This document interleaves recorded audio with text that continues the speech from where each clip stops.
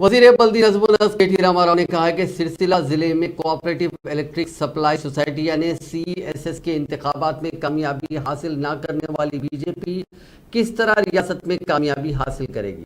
उन्होंने कहा कि सिलसिला सेस के इंतखाबात सिर्फ एक ट्रेलर थे, असल सिनेमा 2023 के इंतखाबात में दिखाई जाएगी। उन्होंने आज सिलसिला में सेस इंतखाबात में BRS पार्टी के उम्मीदवारों की शानदार कामयाबी के जिम्मन में मुनक्किदा इजहार तशक्कुर तकरीब से खिताब करते हुए ये बात कही।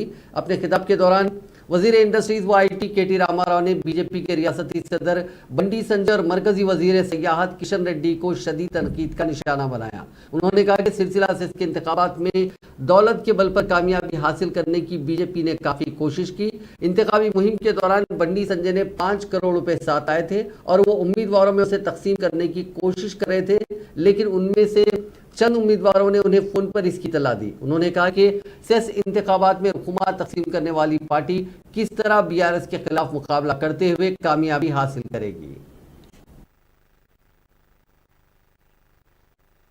దయచేసి పిల్లల్ని ఇబ్బంది పెట్టకపోతే మంచిది. ఎందుకంటే రాజకీయ ప్రోగ్రాంలలో మాకు జనరల్గా ఒక గంట ఆలస్యం అవుతుంది, గంట ముందు గంట వెనక అవుతుంది.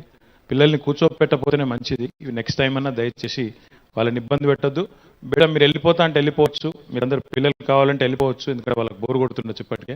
వాళ్ళు కావాలంటే దయచేసి పంపించండి. ఈరోజు ఇక్కడికి నేను రవిశంకర్ గారు నేను మంత్రిగా వచ్చిన అన్నారు. నేను మంత్రిగా రాలేదు, మన్మడుగా వచ్చిన ఈ ఊరికి. కాబట్టి మీరు ఏదైతే నువ్వు కూర్చున్నావు నువ్వు ఆగురా. అరే అరే దండం పెడతారా భయ్, లొల్లు పెట్టకరా భయ్, ప్లీజ్ లొల్లు పెట్టకు. అంటే నేను ఆగ్రా భయ్, దండం పెడతా ఉర్రకు పక్కగా నువ్వు ఓటు.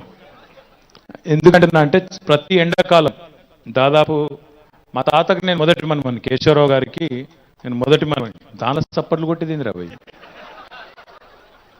ఒకడు మొదటి ఉంటాడో, ఒకడు నడిపోడు ఉంటాడో, ఒకడు అక్కడ ఉంటాడు, గండ్ల సప్పట్లు కొట్టేది పడదు.